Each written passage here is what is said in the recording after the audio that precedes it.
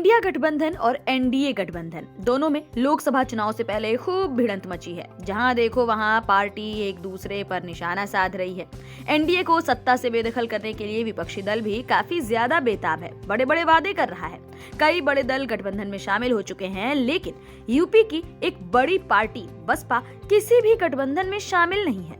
Baspa supremo ने साफ किया था कि बसपा किसी पार्टी से गठबंधन नहीं करेगी, लेकिन अब बसपा के ही एक नेता ने ये कह दिया है कि अगर मायावती को पीएम फेस बनाकर पेश किया जाए तो बसपा इंडिया गठबंधन में शामिल हो जाएगी।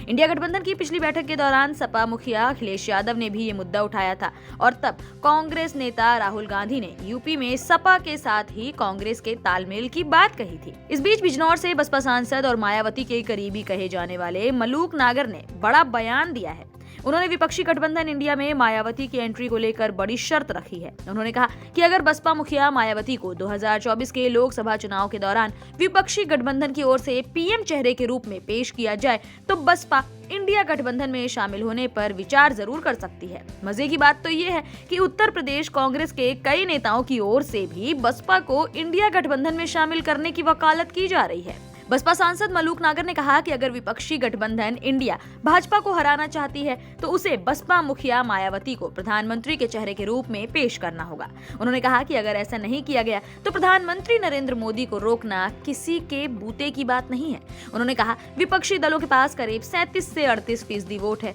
और इसमें अगर मायावती के करीब 13% वोट जोड़ दिए जाएं तो विपक्ष को बड़ी बढ़त मिल सकती है।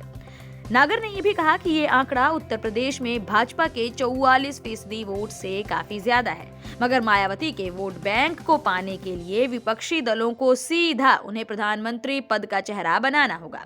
साथ में ही नागर ने यह भी कहा कि मायावती को पीएम चेहरा बनाने का लाभ पूरे देश को मिलेगा और विपक्षी गठबंधन के वोट बैंक में बढ़ोतरी हो ही जाएगी। वैसे उत्तर प्रदेश की राजनीति में सपा की ओर से बसपा को विपक्षी गठबंधन में शामिल किए जाने का प्रस्ताव सीधे सीधे विरोध की ओर ही नजर आ रहा है।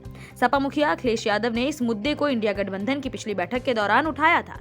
उन्होंने साफ तौर पर कहा था कि अगर बसपा को गठबंधन में शामिल किया गया तो सपा के लिए गठबंधन में शामिल रहना मुश्किल होगा।